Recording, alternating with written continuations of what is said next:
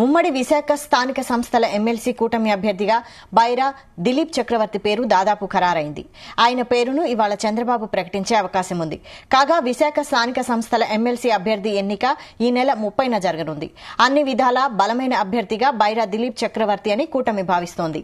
YCP అభ్యర్థిగా ఇప్పటికే మాజీ మంత్రి బొత్స సత్యనారాయణను ఎంపిక చేశారు. ఆయన ఇవాళ నామినేషన్ వేయనున్నారు. దీంతో బొత్సను బైరా దిలీప్ చక్రవర్తి ఢీకొట్టనున్నారు.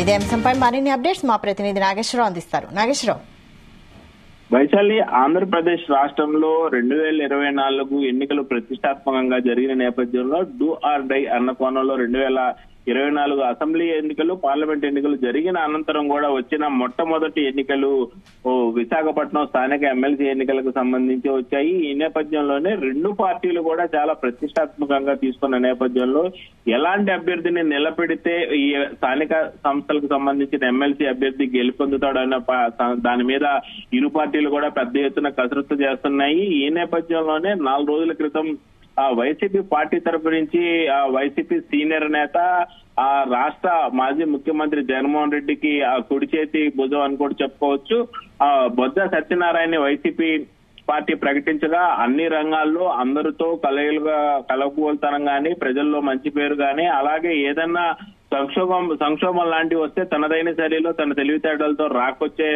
లాక్కొచ్చే నైబర్ తను ఉన్న బొత్స సత్యనారాయణని వైసీపీ పార్టీ ప్రకటించడంతో, అలాగే బలం లేకపోయినా సరే అక్కడ ఎట్లా మ్యాజిక్ చేసైనా సరే స్థానిక సంస్థలకు సంబంధించి కార్పొరేటర్లు గాని, స్థానిక ఎమ్మెల్యేలు గాని, ఎమ్మెల్సీలు గాని వాళ్ళ యొక్క అవకాశం తీసుకొని అవకాశం దొరికిన చాట ఏదో రకంగా వైసీపీ పార్టీని తొక్కి ఖచ్చితంగా స్థానిక సంస్థల ఎమ్మెల్సీలకు సంబంధించి అభ్యర్థిని ఎన్డీఏ కుటుంబం తరఫున గెలుపొందించాలని నారా లోకేష్, అలాగే పవన్ కళ్యాణ్, బీజేపీ, చంద్రబాబు ముగ్గురు కలిసి పెద్ద ఎత్తున కూడా దీనికి సంబంధించి చతురంగం ఆడుతున్నారని చెప్పుకోవచ్చు. ఈ నేపథ్యంలోనే ఏపీ సార్వత్రిక ఎన్నికల తర్వాత జరగబోతున్న కీలక విశాఖ స్థానిక సంస్థల కోట ఎమ్మెల్సీ గురించి ఒక్కొక్కరు యుద్ధ ప్రాతిపదికన పనులు చేపడుతున్నారని కూడా చెప్పుకోవచ్చు. గతంలో ఎన్నడూ లేని విధంగా కూడా ఈ స్థానిక సంస్థల ఎన్నికలకు సంబంధించి రెండు పార్టీలకు కూడా ప్రతిష్టాత్మకమైంది. ఇప్పుడు ఒక పక్క ఎన్డీఏ గవర్నమెంట్ అధికారంలోకి వచ్చిన తర్వాత మొదటి ఎన్నిక గాని, అలాగే ఘోర పరాజయం చవి చూసిన తర్వాత వైసీపీ పార్టీకి మొదటి ఎన్నిక గాని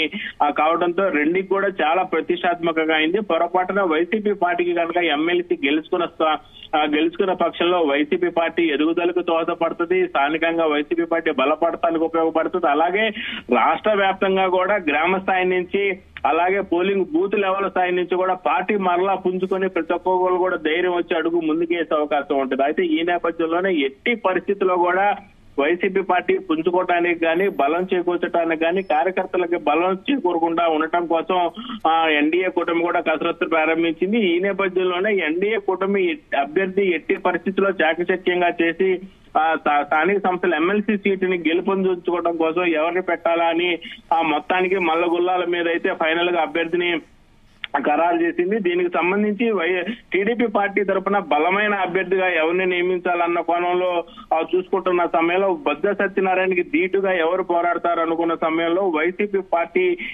బొత్స సత్యనారాయణకి యాంటీ అభ్యర్థిగా కూడా బైరా దిలీప్ చక్రవర్తిని నియమించారు. ఈ బైరా దిలీప్ చక్రవర్తి చిరంజీవికి అత్యంత సన్నిహితుడు. ప్రజారాజ్యం పార్టీ పెట్టినప్పుడు ప్రజారాజ్యం పార్టీ తరపు నుంచి పోటీ చేశారు. అలాగే పవన్ కళ్యాణ్ జనసేన పార్టీ స్థాపించినప్పుడు పలు జిల్లాలలో కీలకమైన జనసేన పార్టీ కార్యాలయాలు నియమించడం కోసం గానీ, నియమించి అభ్యర్థులు ఉండటం గానీ, అభ్యర్థుల దగ్గర నుంచి కీలక సమాచారం గానీ పవన్ కళ్యాణ్ కి అందించడంలో కీలక పాత్ర పోషించారు. ఒక రకంగా చెప్పాలనుకుంటే జనసేన పార్టీ స్థాపించిన కీలక పిల్లర్లలో ఒక రకంగా బైరా దిలీప్ చక్రవర్తి కూడా ఉన్నారని చెప్పుకోవచ్చు. ఒక పక్క చిరంజీవి కానీ మరోపక్క పవన్ కళ్యాణ్ కానీ ఇరువురు పార్టీ పెట్టినప్పుడు కీలకంగా మారి వాళ్ళకి కీలకంగా పనిచేసిన వ్యక్తి బైరా దిలీప్ కుమార్. గుంటూరు కేంద్రంగా ఈయన పలు కార్యక్రమాల్లో పాల్గొన్నారు. అలాగే ఏదైతే గత ఎన్నికల్లో 2024 ఎన్నికలకు సంబంధించి కూడా ఒక నియోజకవర్గం ఒక పార్లమెంట్ నుంచి ఎంపీ అభ్యర్థిగా బరిలోకి దాదాపుగా దిగబోతున్న సమయంలో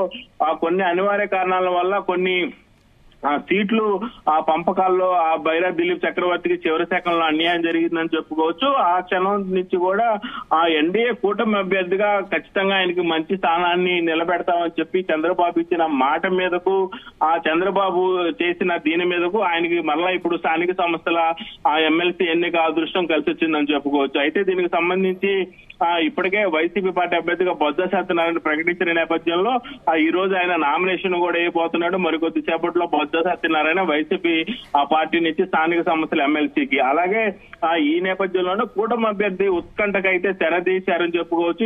ఈ ఎన్నికలకు సంబంధించి స్థానిక సంస్థల ఎన్నికలకు సంబంధించి బైరా దిలీప్ కుమార్ చక్రవర్తిని ఎన్డీఏ కూటమి అభ్యర్థిగా నిలబెట్టారు. అయితే విశాఖ స్థానిక సంస్థల కోట ఎమ్మెల్సీ ఎన్నికల్లో కూటమి తరపున అభ్యర్థిగా నిలిచేందుకు టీడీపీ నుంచి పీలా గోవింద్, గండి వాజీ పోటీలో ఉన్నారు. చివరి నిమిషంలో అనూహ్యంగా బైరా దిలీప్ చక్రవర్తి తెర మీదకి వచ్చి ఆయన ఎమ్మెల్సీ పోటీకి సంబంధించి బరిలోకి దిగుతున్నట్టు ఇప్పటికే ఎన్డీఏ కూటమి ప్రకటించింది. అయితే గతంలో అనకాపల్లి ఎంపీ సీటుకు బైరా దిలీప్ పోటీకి సిద్ధపడ్డారు. చివరి క్షణం మటుకు కూడా ఆయన పేరే ఖరారైన నేపథ్యంలో కూటమికి సంబంధించిన టిక్కెట్లు పంపకంలో ఆయనకి అన్యాయం జరిగి ఈ లోపు బైరా దిలీప్ చక్రవర్తికి ఇచ్చే అనకాపల్లి టికెట్ కాస్త సీఎం రమేష్ కి వెళ్ళిపోయింది. ఆ నేపథ్యంలో ఆయనకి ఇచ్చిన మాట ప్రకారమే ఆయనకి ఇప్పుడు స్థానిక సంస్థల ఎమ్మెల్సీ టికెట్ ఇచ్చినట్టు తెలుస్తా ఉంది. అయితే ఆ సీటు దక్కిన బైరా దిలీప్ ని కూటమి తరపున ఎమ్మెల్సీగా నిలబెట్టేందుకైతే పూర్తి కసరత్తు పూర్తయింది. ఆయన పేరు ఆయనకు అదృష్టం కలిసి వచ్చిందని చెప్పుకోవచ్చు. మరికొద్ది సేపట్లో ఆయన కూడా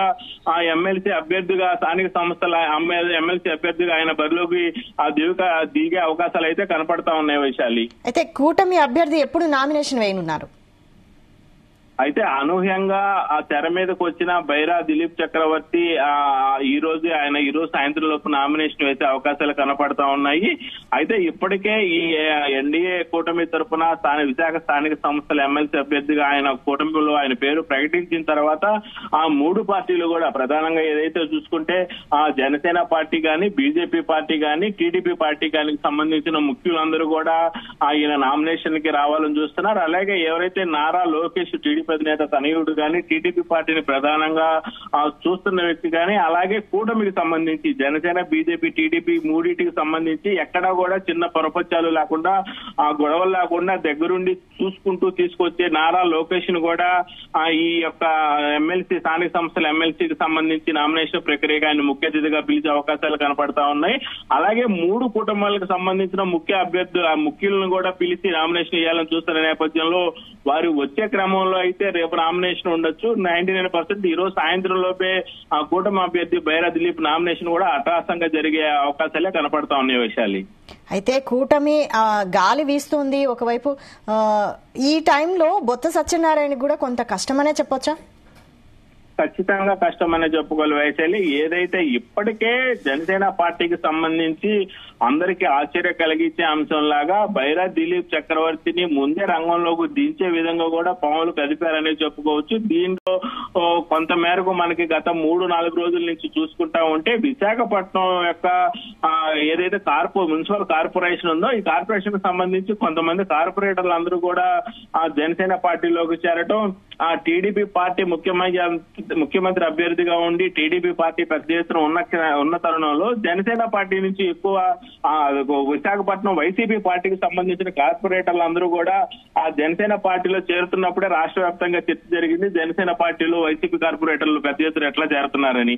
అయితే ఈ నేపథ్యంలోనే బైరా దిలీప్ పేరు గత కొన్ని రోజుల క్రితమే పరిగణలోకి తీసుకున్నట్టు తెలుస్తా ఉంది. వైసీపీ కార్పొరేటర్లు అందరూ కూడా జనసేన పార్టీలోకి చేరటం, ఇప్పటికే కూటమికి బలం చేకూర్చడం, అలాగే మిగతా స్థానిక సంస్థల ఎన్నికలకు సంబంధించి కూడా దాదాపు 400 చిల్లర ఓట్లు ఉన్న క్రమంలో దాదాపుగా సగానికి పైగా వైసీపీకే మొదట మద్దతున్నా గానీ వైసీపీ స్థానిక సంస్థల అభ్యర్థిగా బొత్స సత్యనారాయణ గెలుపు ఖచ్చితం అనే తరుణంలో ఒక్కొక్కరుగా ఎన్డీఏ కూటమి తరపున ఎన్డీఏ కూటమిలోకి రావటము, ఇటువైపు ఎన్డీఏ కూటమిలోకి చేరటంతో పోటాపోటీ అని చెప్పుకోవచ్చు. ఇప్పుడు ఈ తరుణంలో ఎలక్షన్ జరిగినా కానీ ఒకంత 1% 2% అయితే ఎన్డీఏ కూటమికే గెలుపు ఎక్కువ అవకాశాలు కనపడతా ఉన్నాయి వైశాలి.